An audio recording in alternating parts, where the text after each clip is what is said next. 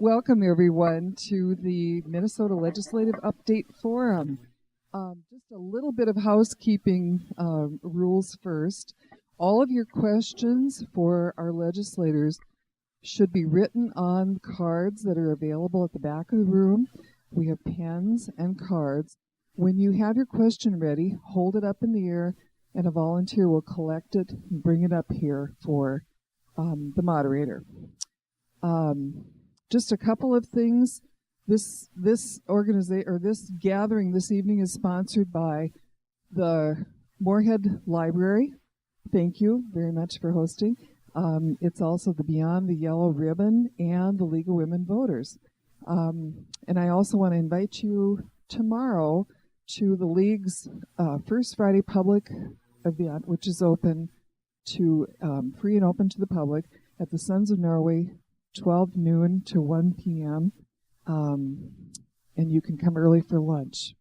So hope you can join us there. I'm going to introduce our moderator tonight, and then each of our legislators will have time for opening remarks, and then they will take your written questions, and we'll proceed. So moderating the forum tonight is Dan Hunt, former city council member here in Moorhead and a member of Beyond the Yellow Ribbon. Thanks, Dan.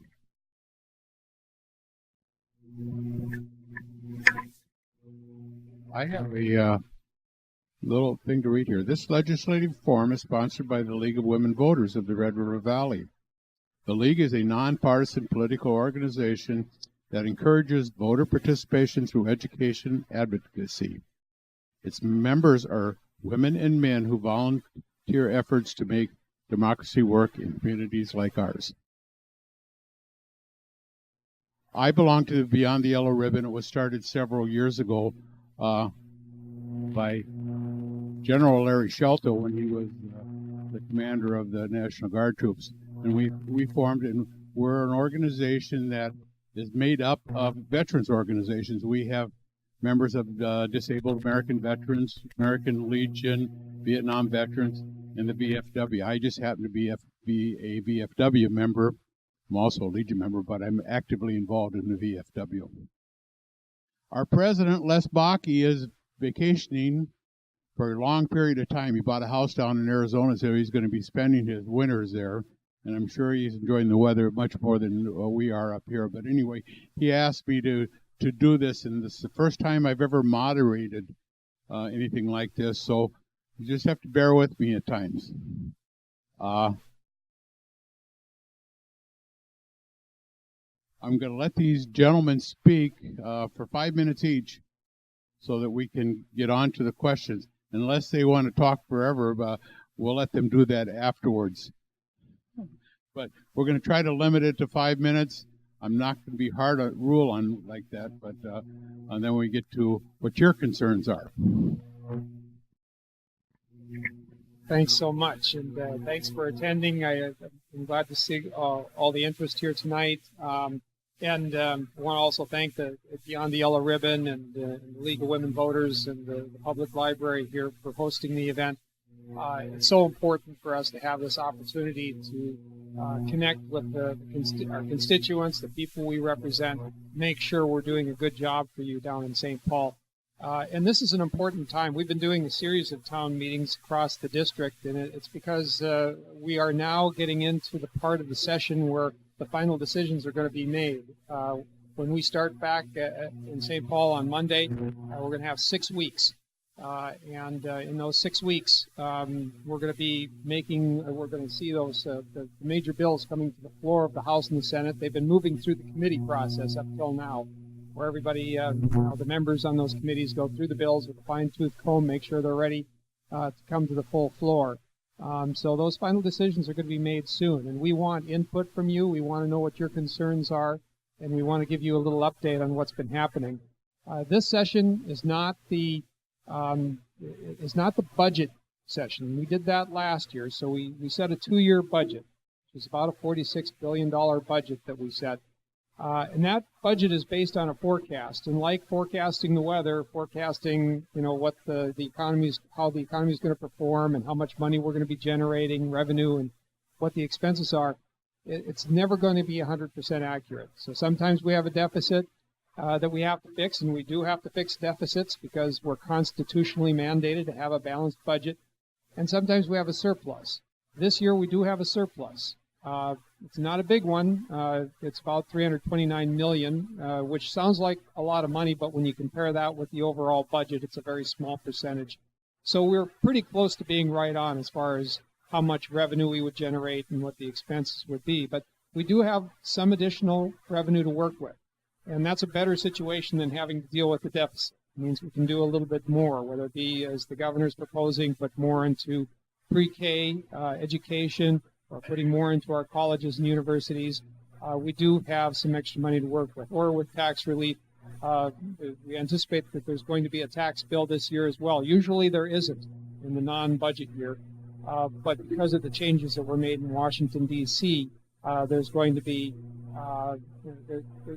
efforts to conform with the federal tax laws. Some of the other issues that this year is usually when we focus on bonding projects. And I do serve on the Capital Investment Committee, which puts together the bonding bill where we sell bonds to raise the funds necessary to invest in our infrastructure, our public buildings and our public infrastructure. That include things like some of the projects we're trying to get for our area would include the renovation of Weld Hall at the campus of MSUM. It would include trying to get more funding for another underpass here in Moorhead. We were able to secure last year in the bonding bill the funding to complete the project at the 20th, 21st Street location. So that underpass is going to be constructed this year. But we're trying to pursue another one, and we're getting trying to get pre-design money for an underpass at the 11th Street location. We're also working on more flood mitigation funding through the bonding bill, both for Moorhead and we also have up at Pendrum and Pearly. We're trying to get road raises to go over the dikes that are there and plug the holes there. We're also looking at a solid waste facility here in Clay County. So there's a number of projects that are very important for our area. Some of the projects aren't, really highly exciting or interesting in the general public, but they're very important. Things like that solid waste project, or things like renovating and fixing up our college buildings. And one thing I'm going to mention about the bonding bill, is that there seems to be a psychological barrier that we've had a difficulty getting beyond, and that is the $1 billion mark. I think the first time we had a bonding bill that reached $1 billion was back during the Carlson administration, which is going to be quite a few years ago now. But for some reason, some people think, well, we can't go beyond $1 billion because it just sounds like a lot of money. But the problem is that inflation continues to occur, whether we like it or not. And so while the projects, the maintenance of our infrastructure and so on continues to increase in cost, the bonding bill has remained stuck and hasn't been keeping up. So we've got a backlog of projects that have been building up over the years, a lot of deferred maintenance, a lot of maintenance that's not being done. And unfortunately, when we do bonding bills, the maintenance part of it, that's not as exciting as these shiny new projects. So the shiny new projects squeeze out the maintenance, and we're not keeping up. That's why Senator Bach has actually suggested, he's the minority leader of the Senate, and he suggested that we have two bonding bills, one just for the maintenance of our public infrastructure we already have, and the other one for new projects. And that way we can hopefully keep up with the maintenance we need to do, because the longer we wait, the more expensive it becomes to fix a lot of these things. Whether you're talking about a leaky roof or boilers that need to be replaced or what have you. These aren't projects that people like to run on. I don't know of anybody that runs on replacing a boiler or fixing a leaky roof. That's why the shiny new projects always squeeze those projects out. Those projects are extremely important, and we need to keep up with that maintenance. So I'm hoping that we can get two bonding bills, one that just deals with those critical maintenance efforts that have been deferred for too long. And as you know, if you let leaky roofs continue on, it's going to create other problems and more problems later, so it becomes more expensive to fix. And with that, I've probably already gone over my 5 minutes, and there's other things I'd like to talk about as well, but I think I'll pass it on to my colleagues, Representative Lean and Marquardt.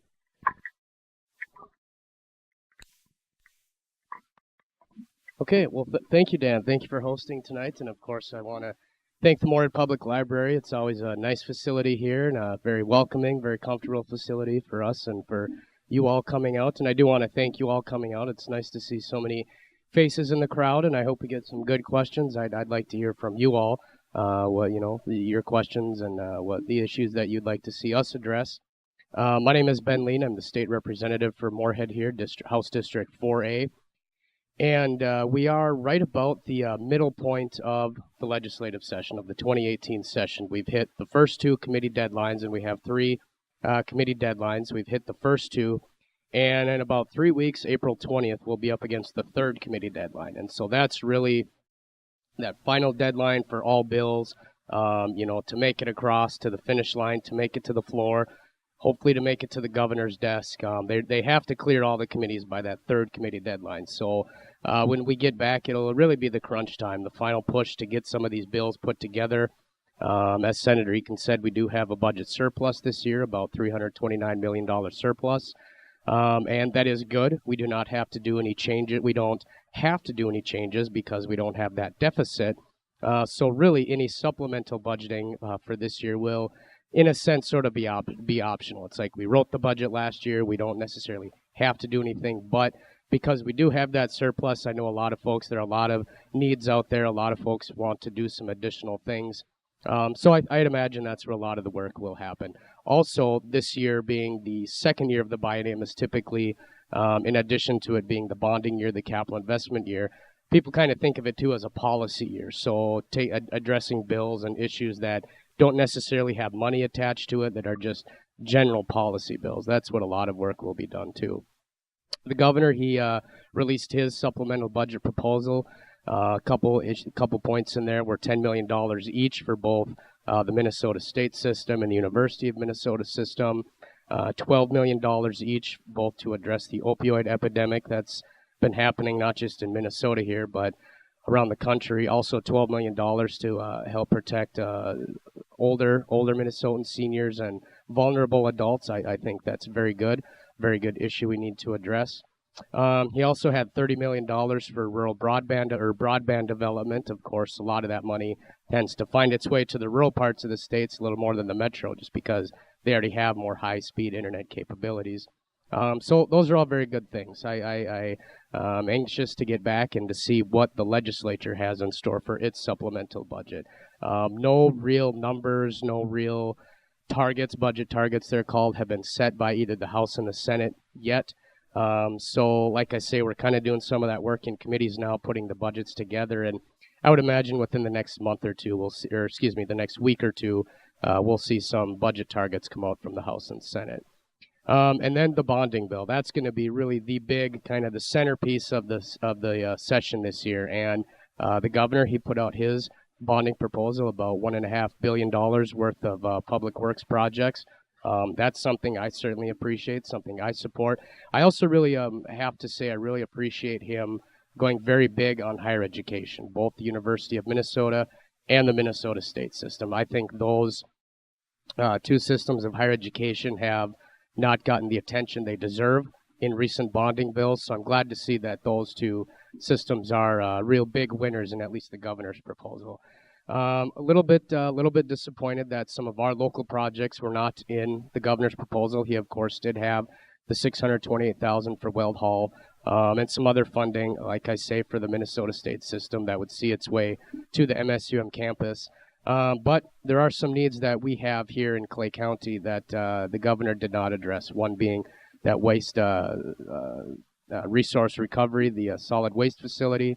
Also, we'd like to get some funding to plan for the Heartland Trail to go from Moorhead out to the county line and maybe even out to Detroit Lakes.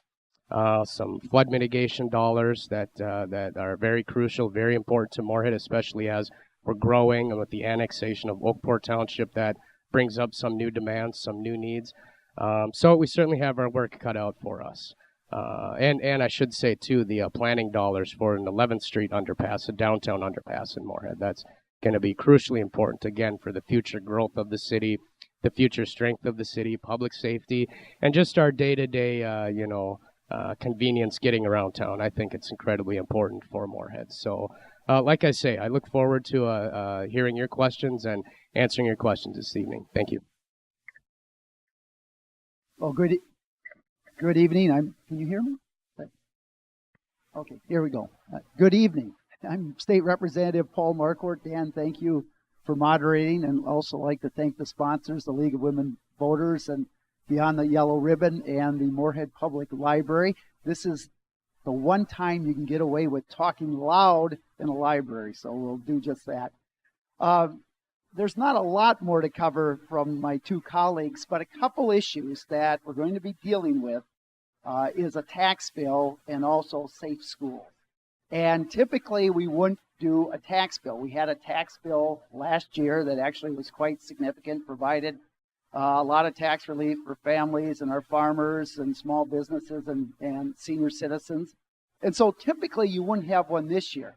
But the federal government passed major tax reform last December. And because of that, we have to do some things on the Minnesota side. Otherwise, when you go to fill out your Minnesota taxes would go up. And while most will see a tax cut on the federal side, we start in Minnesota with federal taxable income when you go to fill out your Minnesota taxes. And since the federal government, while they doubled the standard deduction, they eliminated the personal and dependent exemptions, which is about $4,150 a piece. So when you come over to the Minnesota side, especially if you have a family of 3 or more, your taxable income is going to be higher than it would have been otherwise because of loss of the first exemption. And so what we have, and if we don't do anything, the increases will be from $60 million to over $400 million increase on all of us. And so right now the governor has put out his tax plan. The House and Senate will do that. And I think the major goal for everyone is to make sure we hold families and senior citizens and individuals harmless. We have to do that. And so what the governor has done is he completely delinks, separates from the federal government, and starts up higher on the federal adjusted gross income, and then we will stick with our old personal exemptions and our old deductions. So it will get a bit more complicated, but that way you still have all the deductions and everything, and that's about the only way you can hold people harmless, just because of the way things work out. So separate. I think the House and the Senate is agreeing that we're probably going to go to our own federal adjusted gross income, where Minnesota used to be before 1986, before the last major tax reform. But the governor also adds, expands the working family credit, which really helps families under about $40,000 income. He also has a $60 per credit, personal and dependent credit, about $60. So if you have a family of 4, that'd be about $240 credit. And then on top of that, one thing, when I talk to farmers in the area, one of the biggest tax items is something called Section 179 expensing. And what that is when you purchase equipment right now in Minnesota, that piece of equipment you have to depreciate over 5 years, and the maximum you can take is $25,000. What the governor does, and I think is really good, is he conforms to the federal government, which means you could deduct equipment. This is for small businesses and farmers. You could deduct all of it, all 100% in the first year, up to a maximum of $1 million. So it's very, very significant, and I'm hoping we can keep that in. So there's still a lot of work to be done on a tax bill. And like I said, normally we wouldn't have one, but you'll have to kind of stay tuned as we work through all of that. There's going to be different proposals coming up. The last thing I want to mention quickly is school safety, which of course is a big concern. And as we've met with school officials and superintendents, we're hearing really security and school safety on two fronts. One deals with facilities, and there's a program that and this is a bipartisan issue. The governor and the House and the Senate have all kind of come together on the principles of what we have to do. But one is focusing on facilities. So it might be securing locks on classroom doors. It might be making your entrances more secure, those type of things. And then on the other side, dealing with personnel. So if a school wants to hire a school resource officer or a mental health counselor or other counselors dealing kind of with that aspect of it too. So I'm pretty confident we're going to see something in that regard before the end of the session. And so thank you all for being here, and I'm looking for a nice discussion on kind of where we're at and input on where we should go. Thank you. I got about 15 questions up here, so I don't really know where to start, but I'll start in the middle. How is Minnesota investing in vocational education as an alternative to four-year colleges? Well, I can start with that one. We're hearing this all the time, and especially in a tight job market right now. You've got employers who are looking for, well, nurses, electricians, welders, plumbers. There's a huge shortage of those fields. And I want to throw out an idea that I signed on to a bill. I'm not the chief author. But what if we merge our technical colleges back into the high school? We merge them back into the high school and make sure that every single student, when they graduate from high school, have a job and skill set that matches the employers that are out there. And I think we have really kind of moved away from that in the last 20 or 30 years. And we need to move back. And not only would that economically be good for folks if a student could leave high school with a certificate or even a 2-year degree, not only would it save tuition costs, but it would be super for our economy and for filling the jobs that need to be filled right now. So there's a lot of things we can do, but we really need to ramp up our career and technical education system. We've kind of moved away. Years ago, the VO techs were part of our high school system. We need to merge those back, I believe. I think there'd be so many pluses, and you would be able to match just within your area the needs of folks. Kent and I toured a business in Detroit Lakes that uses 40 artists. They employ 40 artists to design shirts. Who would have thought? But, I mean, you need to match. I mean, and I don't know if we're getting 40 artists out and so forth. They had to actually go out to other colleges and tell them we need artists. But we need to do a better job of, in the high schools, matching the needs of employers, because the 4-year college isn't for everyone, and it shouldn't be for everyone. And I think we've gotten away too much from those good kind of technical jobs that really our workforce needs. Right? Yes, we absolutely need to be thinking about, not just the 4-year school, the traditional path after high school, but the 2-year schools. And I think we have been more in the last couple of years in the higher education committee.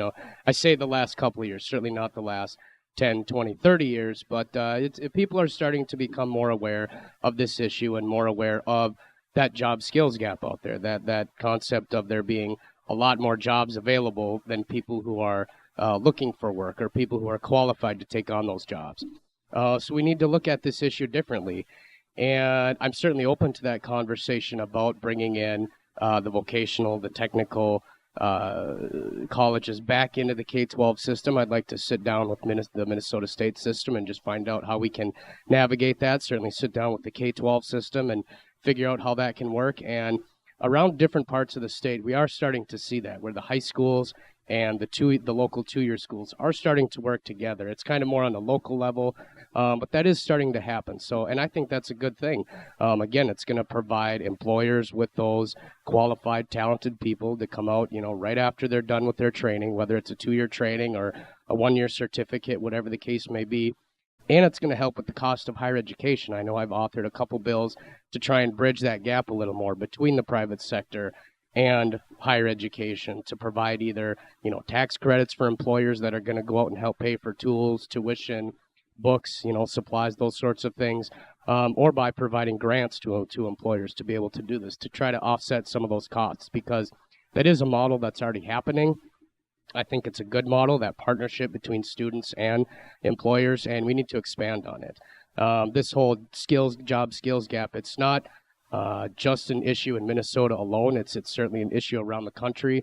But we need to think about it, how that can work best for us, how that can work best for our students, for our schools, for our people, and for our employers. Because Representative Marquardt's right. You hear about it from healthcare fields, from home builders, construction, plumbing, welding. I mean, the list just goes on. And so that is something that we need to do a better job of, both for the employers, both for the private sector, and to be able to make higher education and post-secondary education at least more affordable for people.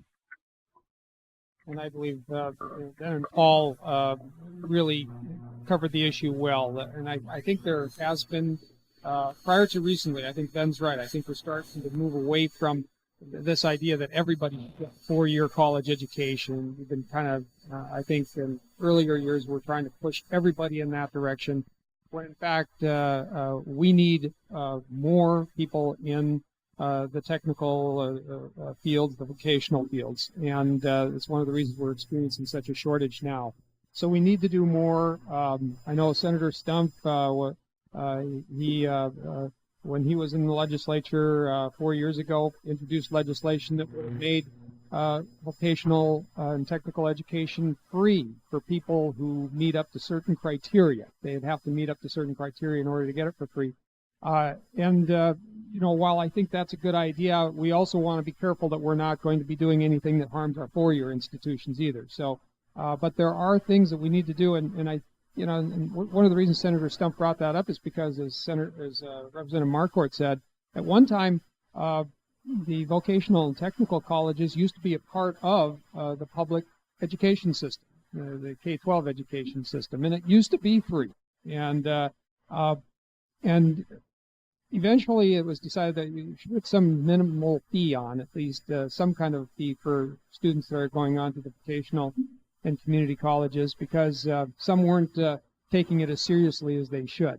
That was the reason that nominal fee was initially put in place. But now the tuition is getting excessively expensive, and is placing this education beyond the reach of some, making it extremely difficult to acquire, and resulting in big debts for students. But the demand is there. And Representative Arlene had talked about the fact that the business community wants to see more invested into our vocational and technical education. They're willing to help out and partner as well. And I think we do, as Representative Arlene, I think we do need to work more to align what's going on in our colleges with what's needed out in the business world. One thing that we should be looking at is internships as well for those in vocational and technical colleges, and incentivize businesses to seek out interns who will work for their companies while they're attending these colleges. And oftentimes what happens is they end up staying at these businesses, and we want to incentivize that, not only to help out the businesses, but to keep our young people in this area. Our biggest export has been our young people that have been moving down to the Twin Cities and those population centers. We want to create opportunities for our young people out here, for those who want to stay and raise their families where their roots are. And so I think it's vitally important that we pursue a more diverse education system that offers options to our students, not just the 4-year college liberal arts degree, but offers all kinds of career fields and options, including vocational and technical college education. So, vitally important. I have a similar question about state helping communities address the workforce crisis, and I think you pretty much covered it, so I'll go on to the next. CMS denied investments in disability waiver rate system. Result is a 7% cut in the reimbursement to CCRI. Please speak of your position on Senate Bill 2289 and House Bill File 3141 to stop this. And I have 2 questions on that, so they're pretty similar, so we'll let you address that. Yes, that is a crucial need that we have to address. And when I was saying that we don't necessarily have to do budgeting this year, but there are still needs out there, and we do have a surplus. This issue is actually the one that came to my mind, where it's like, yes, we have to. In my opinion, yes, we have to get on top of this. And from what I understand, basically, we had appropriated dollars over the last couple of years to provide increases, a 5% increase. If folks have heard of a 5% campaign, that was referring to a 5% rate increase for these types of providers. Like in Fargo-Moorhead here, we have the CCRI, we have Access, we have Connections, some of those some of those organizations. And so what happened was, although they got the 5% increase, DHS, and this is, I think, a part of the fix, DHS did not factor that into the base. So then when the state went to the federal government, to CMS, to, basically apply for money or ask for money, the federal government did not factor that 5% increase into what the state was going to pay for. So I think there are a couple different things we have to address here. For one, the funding. What I've been hearing, the emails and phone calls I've been getting, is that it would be a 7% cut. And so we have to address the funding to avoid that 7% cut. But we also have to sit down, I think, with DHS and figure out, okay, how is the formula that you're working with? Basically, how can we change this formula? How can we address this formula that you're working with, so that this funding that we provide, this 5% increase or whatever the case may be, how can that be considered part of the base, so that when we go talk with the federal government, they will acknowledge, yes, this is what Minnesota is doing, and appropriate federal dollars to the state accordingly. So I think it's kind of a two-part issue that we have to address. Like I say, first of all, the funding, but then to have that policy conversation so that we can fix this mess and not have to address it into the future. Well, not much more to add than what Representative Lean added. He's right on. And we all voted for those increases, and the intent was to put it into the base permanently. And so there's a misinterpretation right now as to whether or not it was basically to be put on the base or not. The intent of legislators was to put it on the base. So we got to get that straightened out, and certainly support the bill. In fact, I think I'm a co-author on it, to make sure we get that 7% cut reinstated, the money reinstated for that. But I want to add one more point. I have to say that CCRI and other groups who deal with our most vulnerable, they are doing a fantastic job of advocating for their clients. We see them down in the Twin Cities in our offices and so forth, meeting with folks and the clients, and they do a wonderful job. And it's very beneficial when we can hear the personal stories of how it's impacting people. And so we're going to try to get this done. I think you've got 3 cheerleaders up here. I know you do, for getting this done. It's just a matter of making it work. Well, I think Paul and Ben explained it very well, what's happening, and we're all legislation to reinstate the funding necessary to mitigate the 7% cut. And right, too, we need to look at the policy side of it and what DHS had done.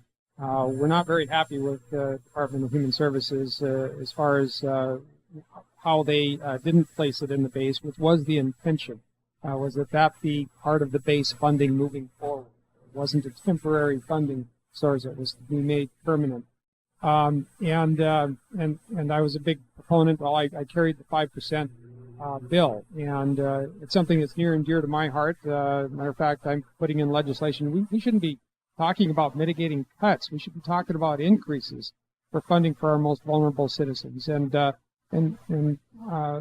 I put in legislation that would create a dedicated fund, a constitutionally dedicated fund for those with disabilities and for seniors who need long-term care services, because we have all kinds of dedicated funding for other things. We have dedicated funding in the Constitution for parks and trails. We have it for roads and bridges. We have it for wildlife habitat. We have it for clean water. We have it for public broadcasting. We have it for history centers. We have it for the arts. But we have nothing for our most vulnerable citizens. So I think it is time that we shine the spotlight on this issue because the demands in that area are growing exponentially. They're increasing significantly, largely due to the fact that we're facing demographic changes the likes of which we have never seen in world history. As far as the aging of the population, meaning there's going to be more and more people in need of these long-term care services. So we need to get out in front of this issue and start to lead and start to ensure that we have the resources necessary to provide the critical care these individuals need. And, we in Minnesota, we take great pride in being a state that leaves no one behind, a state of opportunity, truly a state of opportunity for everyone. And that means that we don't leave anyone behind. So again, I'm extremely frustrated that we're once again talking about cuts instead of talking about increases for our most vulnerable. We're going to stay on that topic, and I'm going to give you two questions asking your positions. So many individuals with disabilities, their caretakers struggle to find accessible, affording housing options. Do you support the Homes for All Coalition's bonding proposals? And related with disabilities, individuals with disabilities are struggling to find consistent, high-quality personal care attendants.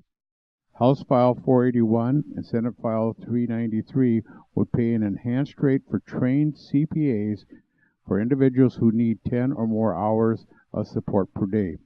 Is this something you could support? Yes, on both accounts. And as far as the housing issue in the bonding bill, we did in the past get $100 million. We need to continue our funding for the Housing for All because it is so critically important to opportunity. Again, as I was talking about, we want to be a land of opportunity. And that starts with people having housing. We've got Bright Sky now, which has started here in Moorhead, which I think is a great step in the right direction to ensuring, again, that people have that stability in their lives necessary to succeed. We have a program also known as the Homework Starts at Home or Starts with Home, because children, and that's so critically important that children have that stability of having permanent housing. Some of the saddest stories I hear are of children who are in homeless shelters and who have no home. And it's a little hard to concentrate on school when you don't know where you're going to be sleeping the next night, or you're wondering where your next meal is going to come from. These are things that children shouldn't have to worry about. I believe that every child in our state should have the opportunity to succeed and develop to their fullest potential. And that first and foremost means that they have a home. So I feel very strongly about that and will continue advocating for the housing provisions in the bonding bill. And as far as the PCAs as well, yes, we need to make sure, again, that we're providing the pay necessary to attract good people into being PCAs, good people into all of the long-term care professions, in nursing homes or in assisted livings, in our group homes, and PCAs who are providing care in those homes. Again, so vitally important to that opportunity that I've talked about. And again, we take great pride in our state of being that land of opportunity, and all of these things, the funding for these things is a critically important component to that. Yes, I would also say yes and yes. I am a co-author on the Homes for All, the bonding proposal that's been introduced in the House, and Senator Eakin is absolutely right. Opportunity does start at home. If people don't have a place to cook meals, to take their medications, to put down, to write an address, to put down on job applications, and if you don't have that stability, it can be hard to improve yourself and to take that next step and to be able to build up not just yourself, but also your community and your local economy. So, I've always been a strong supporter of housing proposals, specifically bonding proposals to provide housing opportunities for people. And, we need to keep on that track. We need to keep on that work. And with the personal care attendants, I think this is really a pretty interesting question because I think overall when we talk about health care, not just long-term care, senior care, But also when we're talking about mental health initiatives, I think we need to be looking at more community-based type of services so that people can feel more involved and more a part of, more embedded in their communities. Because again, when they have that stability at home, they're able to contribute to go out and to possibly get jobs if they're able, if they're not too disabled to work. It starts at home, but then also we need to be thinking about long-term care. And like I say, I think mental health care a little bit differently, where we need to be looking at supports within the community, so that people, like I say, can build themselves up to be able to go out and get employment and to be able to contribute back into their communities. Dan, my answer would be yes and yes. And just to add on to the good comments already made on this subject, a few years ago, Fargo-Moorhead did a survey of those who were homeless, and a large percent were veterans. And so here we have veterans who, because of maybe a physical or a mental disability that they received defending our country, they're homeless. We have to make sure we find veterans' homes and others, make sure they have a home. And the personal care attendant proposal, I would also.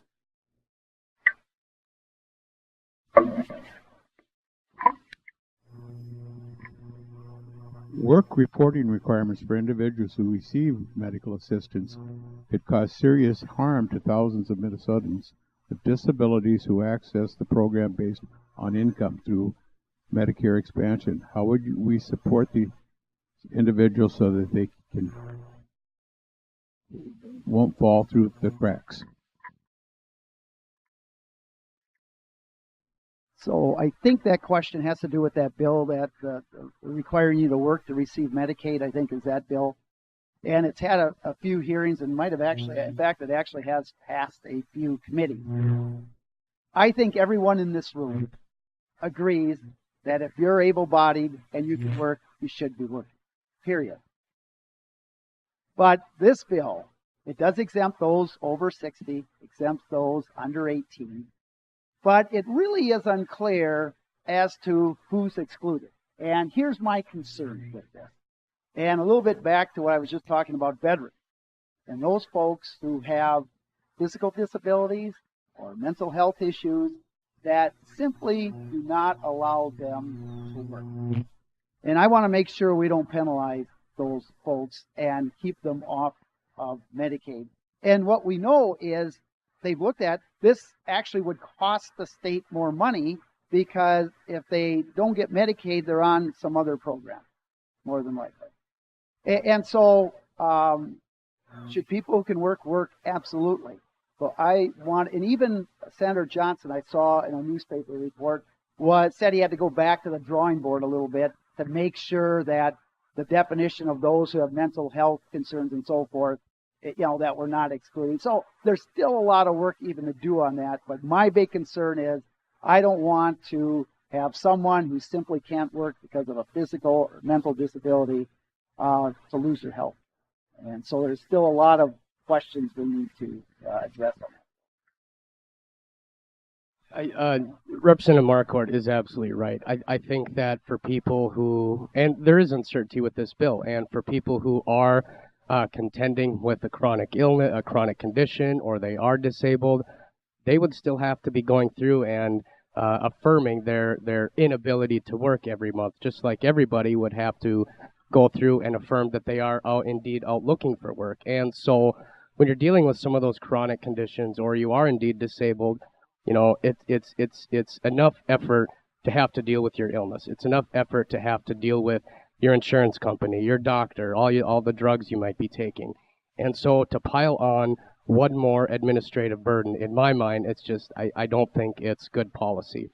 Also, it's been found that it's going to cost the state an additional $7 million. The state would be at risk of losing $110 million from the federal government for federal support for healthcare programs.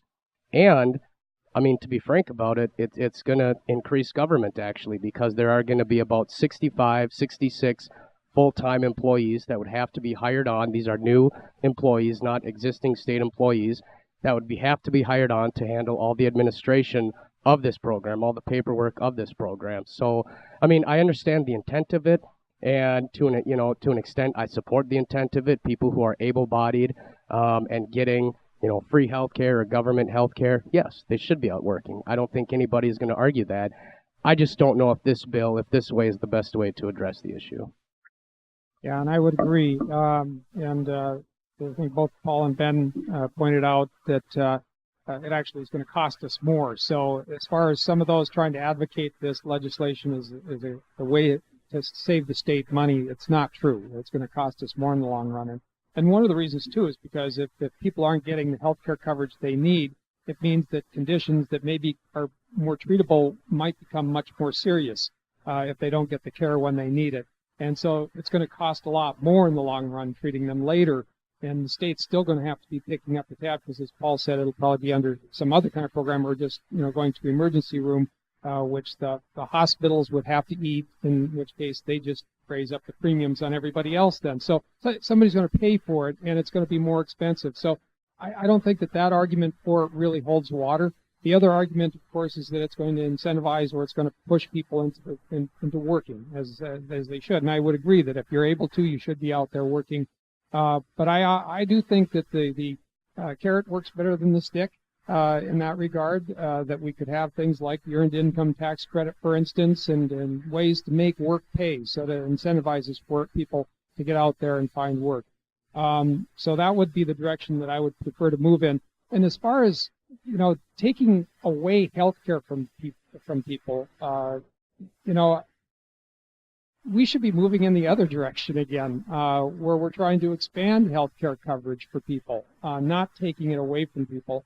And one of the things that I'm going to be pushing for is the expansion of Minnesota Care, which is a state insurance program, very popular, very efficient, very successful program, which is for working people. This is for people who work but don't earn enough to cover the full cost of their premium. So they still pay in for their health insurance for Minnesota Care, but they pay on a sliding fee scale based on their ability to pay, and it caps out at a certain income level.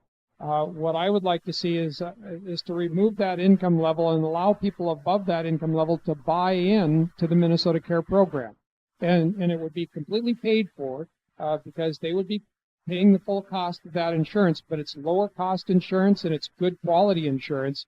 And it would also offer another option for many people who maybe only have one option in many of our rural communities or have no options. It would inject badly needed competition into our healthcare markets, which would result in lower prices and better quality. So I think that's the direction that we need to move in. I'm not looking for ways to remove people or take away people's healthcare. We need to be looking at ways of expanding it and giving people more options, better quality care at a more affordable price. I'm going to go to this next question, which deals with health care. I have heard that there's a proposal to let people buy into Minnesota Care. Can you explain how this would work, and are you in favor of it? Another question along that line, what is your plan, if any, to create a Minnesota standalone health care plan? I guess I already told you what I think of the expansion of Minnesota Care, and I think it's important to note that in the Senate last year, we did take a vote on it. There was a bill it was a bill for reinsurance, which basically is insurance for insurance companies. The idea was that if we cover high-risk cases for insurance companies, that'll encourage them to participate in the markets and offer, lower-priced insurance for individuals. Now, we offered an amendment to that would have offered this Minnesota Care buy-in option. It failed by one vote. And I like to point out that there's two medical doctors in the state Senate. One's a Democrat, one's a Republican. They both voted for the expansion of Minnesota Care. I think that gives a little more credibility to it. The two individuals who know health care the most intimately both supported it, and they were from two different parties. So yes, I think that is critically important, and I think that we have a model that already works there. Minnesota Care has already proven itself. So we don't have to create a whole new standalone system here in Minnesota. We already have one that we can just build on and expand on. It's already been a proven success. So that, I think, is what we need. And by the way, if we do this, we would be the first state in the nation to have such a plan in place. I think that we would be a model for the rest of the country. And some think of it as being similar to, the proposal in Washington, D.C. to expand Medicare and to allow people to buy into Medicare, which again is another system, a healthcare system that has been demonstrated to succeed and been very, very efficiently run. So I think that, again, is the direction that we need to move in. And I think that eventually we will. I think that the support for such an initiative continues to grow in this state and in this country. Yeah, I would support the Minnesota Care buy-in. We did a couple things last year in the legislature to try to control the cost of healthcare. We provided that 25% premium rebate for folks. And then we also passed, as Senator Eakin said, the reinsurance program, with the idea being that the reinsurance would be state funding to help offset some of the higher care costs or higher care cost individuals in the private insurance market. And the reinsurance, I look at it as a Band-Aid. We're finding a little bit of stability right now, but I'm still getting emails, I'm still getting phone calls from small business owners in Moorhead who are saying, I don't qualify for the Affordable Care Act exchange tax credits, the subsidies. I make too much money for that. So now I'm having to pay still $20,000 a year in just premiums, not even the actual cost of care. So we have to do something. We have to be looking at this differently. I think the Minnesota Care buy-in is certainly a good option on the table. I would entertain the conversation about other options, other ways to address this. But the bottom line in my mind with the Minnesota Care program is that you're expanding the pool. And we all know that insurance works because it's a large pool of people. You can spread out the cost more. And so if you have one health insurance pool that's roughly 100,000 people, I mean, I would imagine you're probably able to get some pretty good negotiating power with healthcare providers, with prescription drug companies, and so forth to keep those costs down. Now, the one concern I do have with the Minnesota Care buy-in option is the reimbursement rates. Governor Dayton has said they would be applicable with Medicare, the health care for older folks. And so that's the one thing that we have to be careful of, because they are still a little bit lower than the private insurance reimbursement rates. So that's the one concern I have about it. But I think it'd be a good step in the right direction, just as far as expanding healthcare coverage to more people and getting better prices for healthcare. In 2017, 336,000 people in Minnesota did not have health care, and that's 50% higher than 2015. Minnesota is always a pretty low state as far as people who didn't have health care. So we're moving in the wrong direction. And what we're really talking about is the individual market. Most people have their insurance with their employer, or they're on Medicaid or Medicare. So we're talking about a 5 to 7% of the folks out there. And that's where 2 years ago or last year we saw that huge increase. And that's when the 25% premium reduction came in, and then the reinsurance. Now, the reinsurance program is basically giving $300 million a year to insurance companies to kind of buy things down. And the way it works is that what the state has said is that any individual claim between $50,000 and $250,000, the state will cover 80% of the cost. That's kind of a sweet spot for kind of the high rate. So the insurance companies know that they're going to have some help with this. The problem with that, well, it stabilized rates. It stabilized it after the big increase. So there really wasn't any reduction. People that I have talked to are still paying $30,000 to $40,000 of out-of-pocket expense and premiums or deductibles. So I agree. The Minnesota buy-in program is the way to go. Now, are there some concerns with that? Yes, there are. And Ben mentioned the low reimbursement rate. So one idea might be to do this. There were 5 counties this last year where you only had one provider in that exchange. One provider. That's not a choice. So maybe even start with any county that has one or less providers, it would apply. Or any county where the bronze plan, I think that's the least expensive plan, is over, on the average, that's being offered by insurance companies in a county, even if there's more than one, if it's over an X% of that county's median wage. So you're looking at accessibility and cost. And where it triggers one of those two, then this would apply and this would be an option. So on the reimbursement rates, our critical access hospitals out there like Ada and so forth, the current Medicare rates are pretty low. But what you could do is you could take some of that $300 million we're doing on the reinsurance, because if you added this Minnesota Care buy-in, you wouldn't need the reinsurance.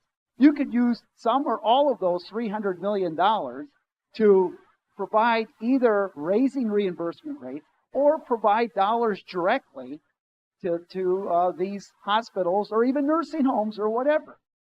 But I do think this is the way to at least look at it, and some people just dismiss it out of hand. But now, farmers, there are a couple of cooperatives that are out there now that some of the farmers are belonging to. But right now, if you're in that individual market, and I talk to a lot of folks who are kind of between even 55 and 64, they're not really working, but they don't have health insurance. They're in that individual market. And a lot of farmers and a lot of small business owners, we need to provide those options. And according to the governor's office, the average premium would be about $480 a month. And it's completely funded by the person. There'd be $11 to $12 million of startup fees to get this program going. And after that, it would be completely financed by individuals paying the premium. So, I agree exactly with you. It's something we need to do, and if we can't do it all at once, maybe we look at some targeting. Access to insurance is not access to care. Please give your thoughts on single payer for Minnesota. And I think that, again, that should be an option, that there should be an option to buy into Minnesota Care or to Medicare at the national level. I don't think that we should be taking away other options from individuals. I think we should be adding options for individuals. So I would not be an advocate of replacing everything that we currently have. Some people want to continue with the insurance they have. Some people like the current commercial market that they've been able to get their insurance in. That's fine, but I think that we should add a public option for individuals, whether it be the Minnesota Care model at the state level or the Medicare model at the national level. So that would be what I would advocate for, is adding more options, which means more competition as well. It seems like it's something that we could get some bipartisan support for, like we did in the Senate when we had the bipartisan support for the expansion of Minnesota Care. The doctor who was a Republican saw it as not restricting options of individuals. It was adding to options for individuals. So that's the path that I think we should pursue, because I think it's got the greatest likelihood of success. And again, is something that I think more people can get around and support.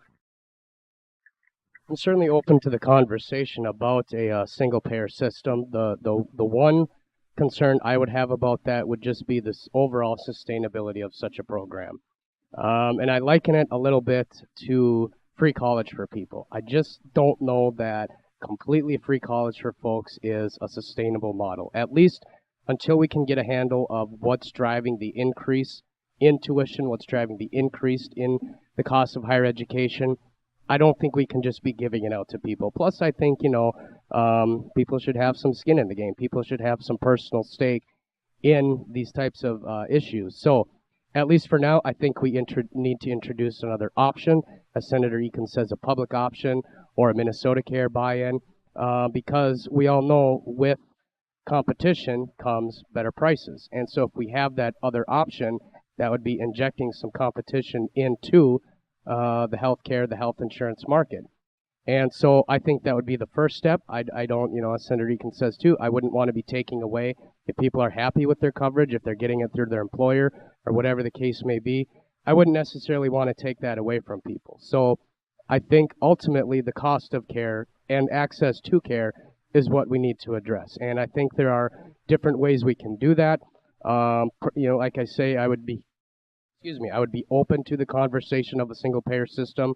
But first, I would like to see how this public option, this Minnesota Care buy-in, would work. Yeah, one thing could be to move the Medicare down to 60 rather than 65. It would cover a lot of the folks I was talking about that I run into that aren't working anymore, but they're not getting their insurance from their employer. That might be a possibility.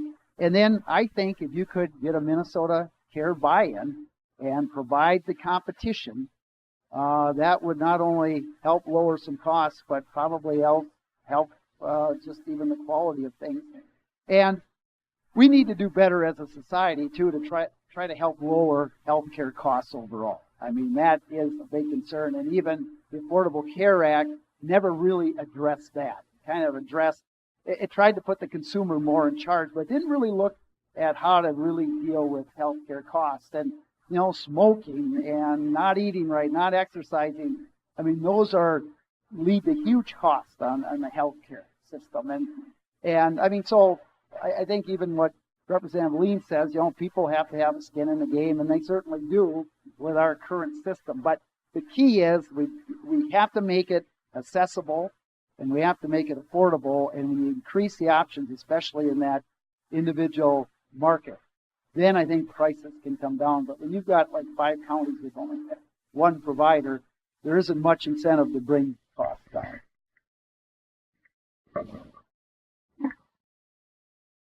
We'll change the topic for a little bit. I have 2 questions here on veterans. I'm going to combine them. When contacting you, what gets the most attention? Gets your attention, email or written letter? What percentage of veterans are in the Minnesota legislature? Now, explain Minnesota tax relief on veterans' pensions passed in 2016. Retired military pay is non-taxable now in Minnesota. However, if you retired from the Minnesota Guard, that pay is taxable.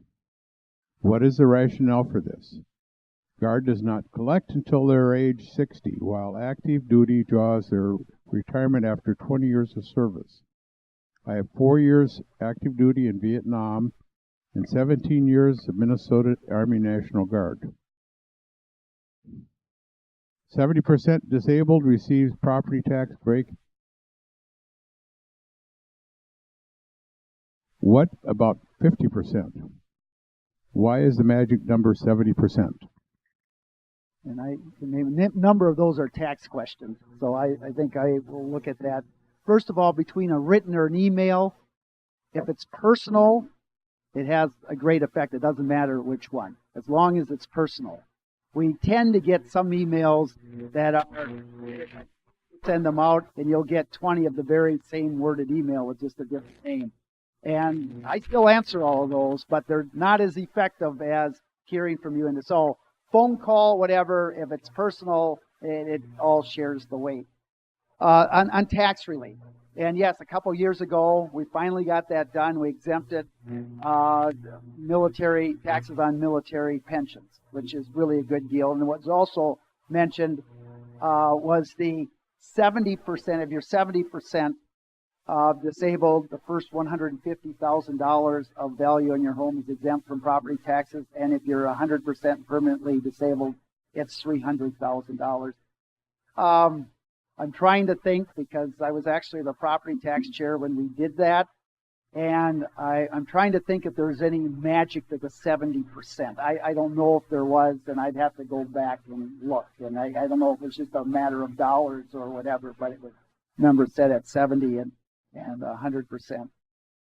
I know there is credits for active duty pay if you're in active duty and so forth. I'd have to go back and look at the situation where you're 17 years in the Guard and been in other service 4 years or so. I'd have to look back. I don't understand that for sure. But we have tried. And Minnesota, I think, does a good job of trying to address the needs of its seniors. And there's a number of things in kind of the tax policy that deal with that. And I'm just going to get a little off track here, and I let my colleagues answer a little more.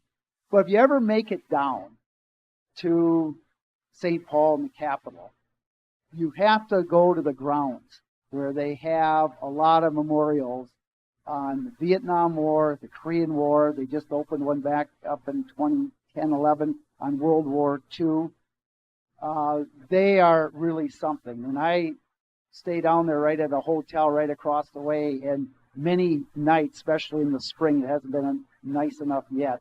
I just go over there and walk through there. And they have a Vietnam War memorial wall there. And when you go in there, it's shaped like the state of Minnesota with there's little tiles. And each tile represents the number of Minnesota veterans that served in the Vietnam War.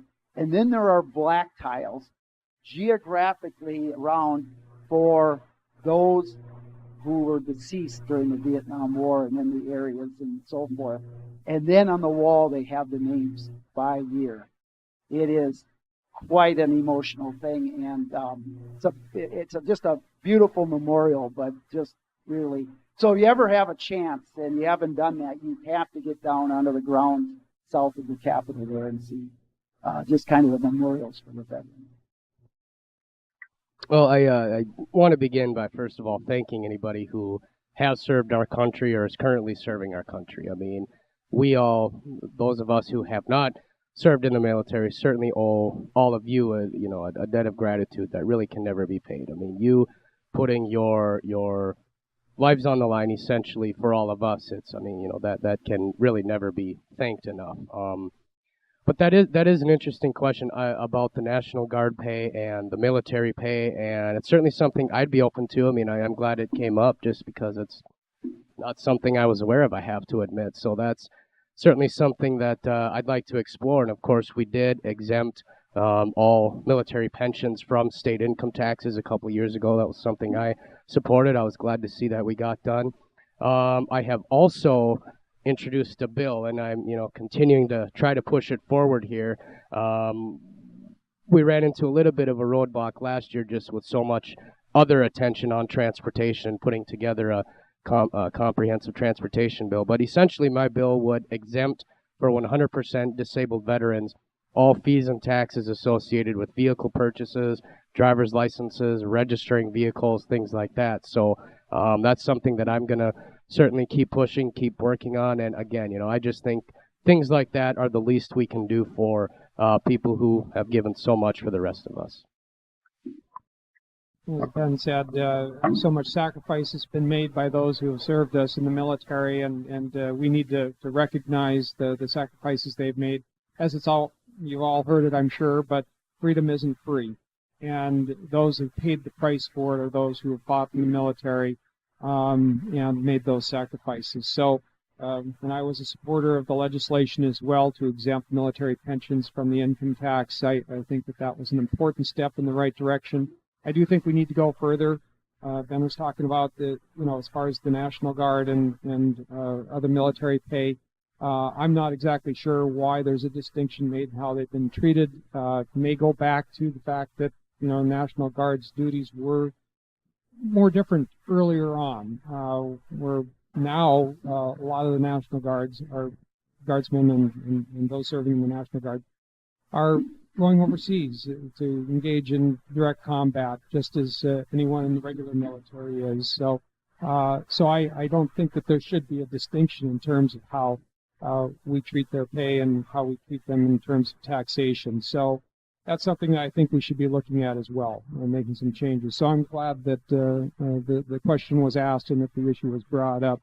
One thing that's important to know is that we rely on you for information about what needs to be done. That's one of the reasons we do these meetings. So it's critically important that you not assume we know what's going on or know everything about everything that's going on in St. Paul. There's so many things to follow that we really depend on you to inform us. So thank you for that. And the question was asked too about how many legislators are veterans, and that's a good question. I don't know. I know we have veterans serving in the legislature, but I don't know what the percentage is. I can tell you, I know that it used to be a lot of veterans that were serving when the Capitol was built, and you can see it if you visit the Capitol. You're talking about the Capitol grounds. The Capitol itself has a lot of paintings that come from the Civil War era. And that's because many of those in the legislature at the time the Capitol was being built and were voting on the funds necessary to build the Capitol had served in the Civil War. And so that's why you're going to see paintings all over the Capitol depicting Civil War history. And Minnesota played a critical role in that war as well. We were the first state to dedicate troops to the cause of saving the Union. Our governor, Governor Ramsey, was actually meeting with Abraham Lincoln, President Lincoln at the time. Fort Sumter was fired upon, that South Carolina fired upon Fort Sumter, and the Civil War began. So Lincoln got the word as he was meeting with the governor of Minnesota, and the governor dedicated troops for the cause immediately. So we were the first state, and we also played a critical role at the Battle of Gettysburg. But I'm getting a little off topic, but I'm a history teacher, just as Paul is here, so I kind of get into that stuff. But again, I want to thank all those who have served in the military for the sacrifices that they have made, and certainly get in contact with us. As Paul said, it doesn't matter whether it's email or whether it's a phone call or whether it's a written letter. What matters is that it's a personal one, not form letter. That we oftentimes get form letters or emails that are just the same thing signed by a different person. It means more when it's something that actually comes from you as an individual, and especially if it's attached to a personal story.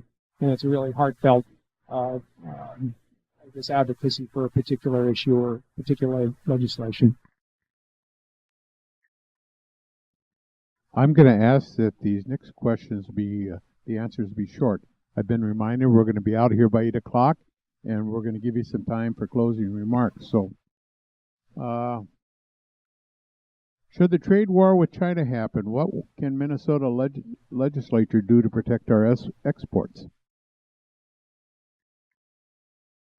Yeah, and I would say that we shouldn't engage in a trade war. I don't think anybody, I know that the president said that we can win a trade war. The fact is nobody wins a trade war.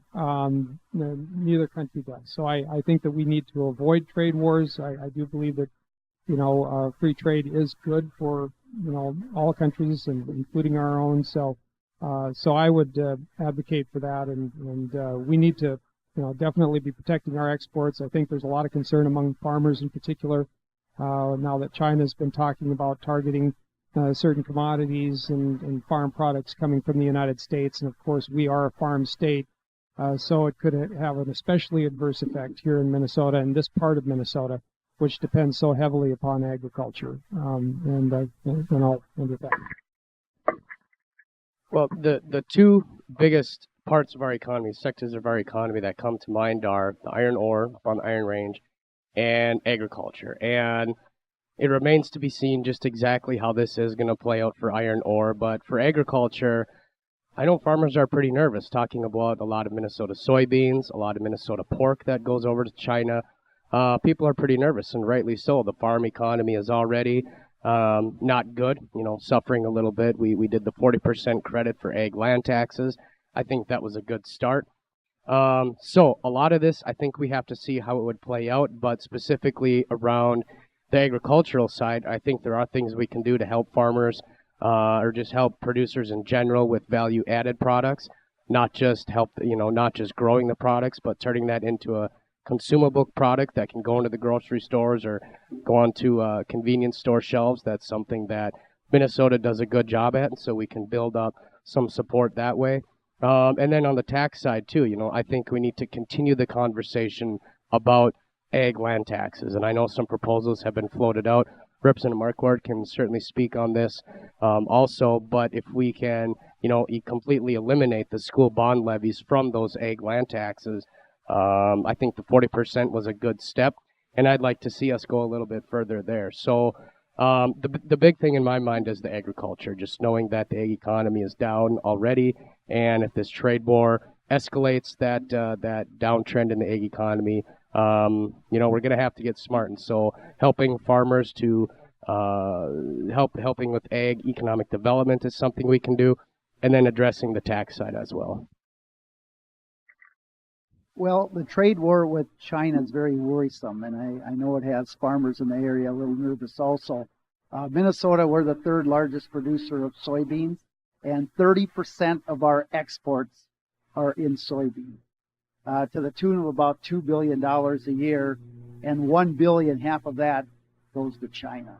So it's significant. So, you know, a lot of times there's a lot of bluster more than action and so forth, but China has kind of fought back a little bit. But I'm hoping just people kind of, you know, cool down a little bit, step back, because not only is it ag products, but it's the iron ore and so forth up in the north, and it really impacts huge the state of Minnesota and our trade and ultimately our economy. And when our economy gets impacted, the state budget gets impacted, and things that we try to do and you know, serve our veterans and serve our most vulnerable and serve our students and so forth, those all tend to suffer. So, you know, it's a little bit out of our hands at this point, but I'm just I'm confident that cooler heads will prevail in all this and kind of get back to normal.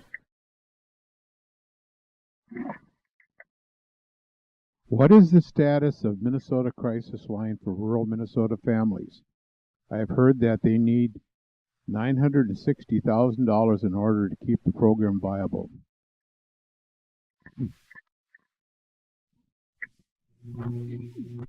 Excuse me, I've been fighting a cold the last couple days.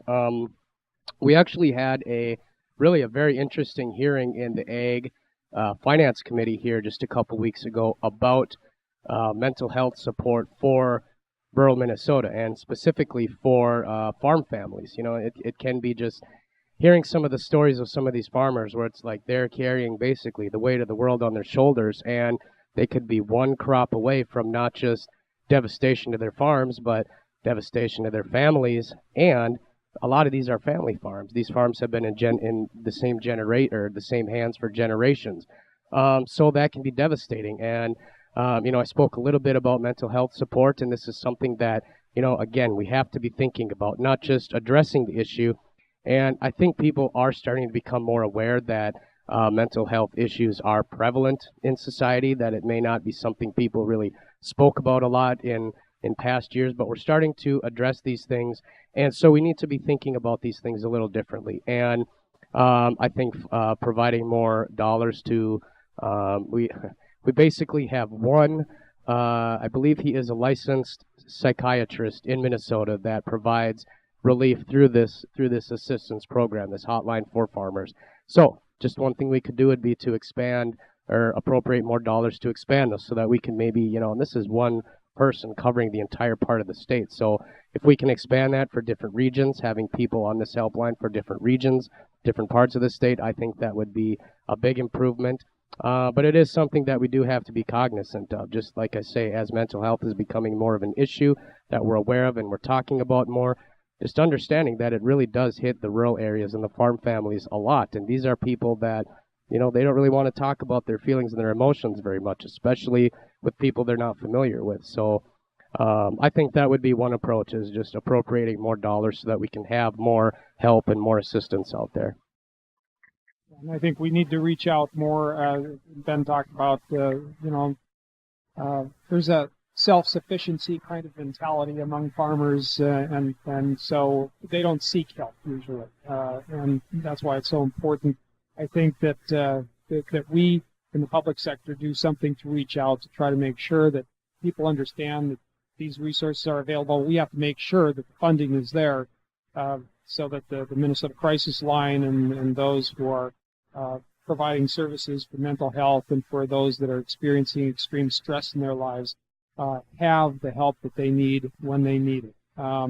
There's a lot of tragic stories that have been told, and people have to know that they're not alone, those that are dealing with the stress and dealing with the depression that comes with the financial struggles that many are experiencing now. And it is a time of economic downturn for the farm economy, and we've been hearing more of these tragic stories of suicides that have happened, and we need to do all we can to try to prevent those that from happening. And so, yeah, we need to put more resources into it. Well, not much to add there. Ben and Ken handled that very, very well. And all I would add is, farm families are really, seeing some tough times right now with commodity prices and everything else. And families in general, you look at child care costs, $8,000 to $12,000 a year for a 4-year-old, depending whether or not it's a family or a center. Home prices going up about 6% in Minnesota the last year. Tuition rate in the last 10 years up 43%, and just kind of everything else when it comes to finances and so forth. And senior citizens, in the last 9 years, the Social Security average increase on someone with a fixed income, 1.2%. Now, it was 2% last year, but the year before it was 0.3%. The year before that, it was 0. But you go back 9 years. So, and that's why when we're kind of working on this tax bill, we want to make sure that even if you see a cut on the federal side, you're not coming back and having to see a cut or an increase on the state side. We've got to make sure we protect seniors and families and wage earners that comes back to that tax bill. I've been asked to give you the final question. So this is the one I've chosen. What do you think is the biggest challenge the state of Minnesota is facing? Well, I've already talked about it because I think it is such a big challenge, but that is dealing with the long-term care services that we're going to need in the future. And as I said, I did present a constitutional amendment that I proposed that would create a dedicated fund. The way it works is I close a very large tax loophole in order to pay for it, and it would generate a significant amount of resources, enough to address the funding crisis in long-term care services. And what I would do is there's the Social Security tax, the tax that funds Social Security. It's a federal tax, but it only applies to, right now, it's about the first $120,000 of income. In other words, anything you make over $120,000 a year is not subject to that tax, that 6.2% tax.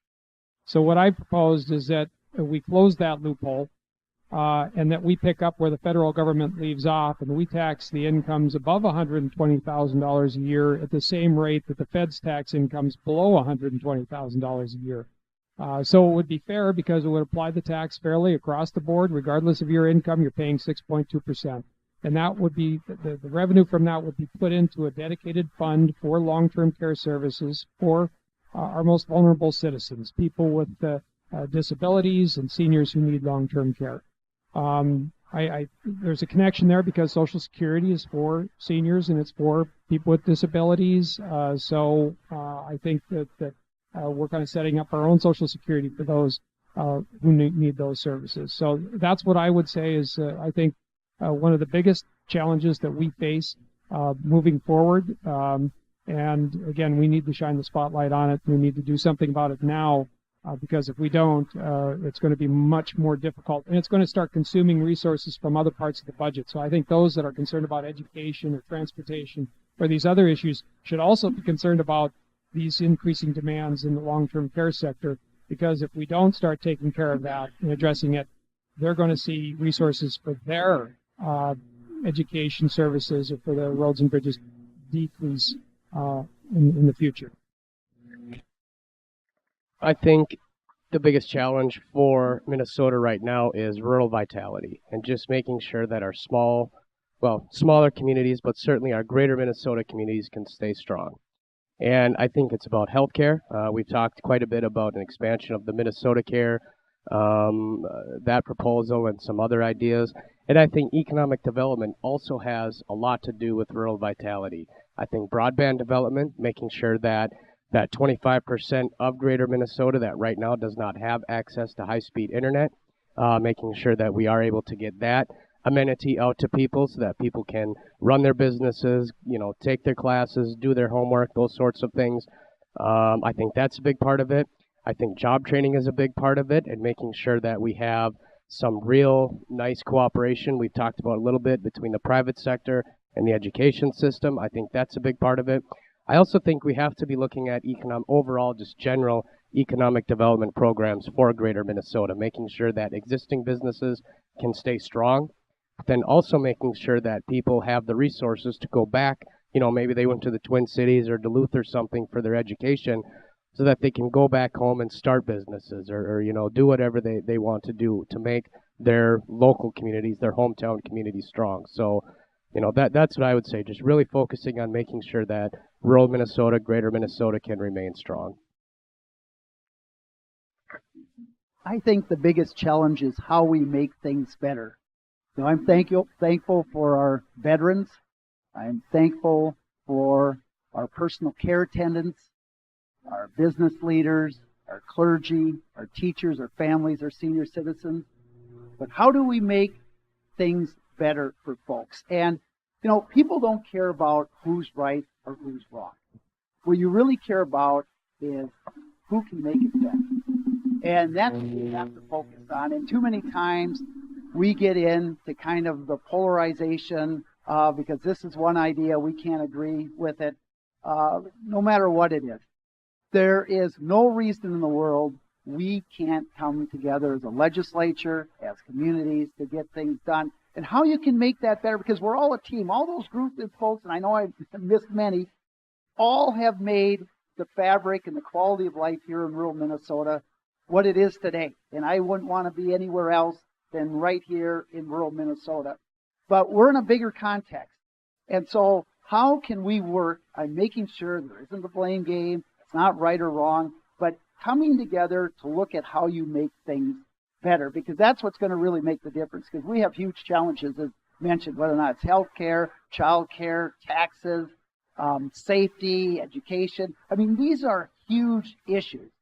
And there isn't any one single thing that will solve it. But if you've got a process that says, you know what, we're going to take the best ideas, and with the idea of how to make things better for folks, we're going to be good. But it's kind of a process thing. And I'm, the state legislature, we ultimately come together, and because we have to solve the budget and so forth, unlike the federal government that doesn't have to balance the budget, we have to balance the budget. So we come together.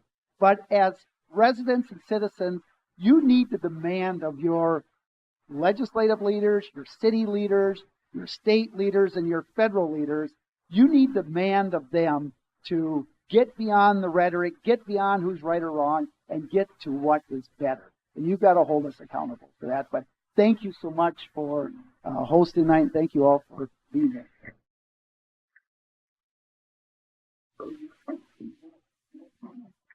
Well, really just to thank all of you for coming out, and again, thanking the library for hosting and the League of Women Voters for putting this all together, and the Yellow Ribbon campaign. Like I said, just really big thank you to all the veterans who have fought for our country. And I want to thank the audiovisual folks who make this all possible for you all to hear us and for people at home to see us. So thank you. I thought I'd just bring up one other thing. I bring this up because you may be seeing this on the ballot in November. There is a constitutional amendment that's being discussed that would divert money from the general fund to a dedicated fund for roads and bridges. And now, we all agree that we need more funding for roads and bridges. The only question is, how do we do it? I believe that the gas tax user fee is the best way for us. We get more back than what we pay into our roads and bridges, which means that we'd be leveraging funds from the Twin Cities to put into our roads and bridges. It's a good deal for us in that way. It's important to note also that any increase in the gas tax user fee would not apply to Moorhead or Dilworth because of our proximity to Fargo, which has a lower gas tax. We're protected from that. So we would end up, getting more money for our roads and bridges, not having to pay for it right here, which is a really good deal for our area. Farm fuel is also exempt from the gas tax. But this proposal would take already existing funds that are in the general fund and divert it to roads and bridges, and it would be the sales tax currently on auto parts and on auto repairs and on car rentals. That would all be put into a dedicated fund just for roads and bridges. Now, it sounds like it makes sense, and I don't have a problem with taking taxes that are, applied to cars or auto parts and putting into a fund for roads and bridges. But if it's coming from the general fund and it's already going in the general fund, it means you're taking it away from somebody else. And I do have concerns about pitting people against roads and bridges, and I'm concerned that it's going to end up being our most vulnerable people against roads and bridges, because the area of the budget that usually gets hit the hardest during deficit times is health and human services, which is primarily long-term care services, again, for our most vulnerable. So I have some real concerns about that, but I just wanted you to be aware of it because I think it has a strong chance of passing. I think it will pass in the House, almost for sure. I think the votes are there to pass it in the Senate. I think it's going to be very tight, but I think it may pass. And if that's the case, the governor doesn't support it, but he can't veto a constitutional amendment. And so it's going to be on the ballot if it passes. The legislature, it'll be on the ballot in November. But with that, I would like to thank you also for hosting the event and for those of you who attended. I think one of the greatest deficits we have in our country isn't a monetary deficit, but a deficit in public participation. And you are doing something so important to the life of our democracy. And I hope that you continue to be engaged and that you encourage others to get engaged as well. Thank you so much. And just thank you again, and please contact us. We've got 6 very important weeks to go. So as you think of things and so forth, like Kent and Ben had said earlier, we always get some new ideas out of this. So please don't hesitate to contact us again. And thank you very much. Thanks very much.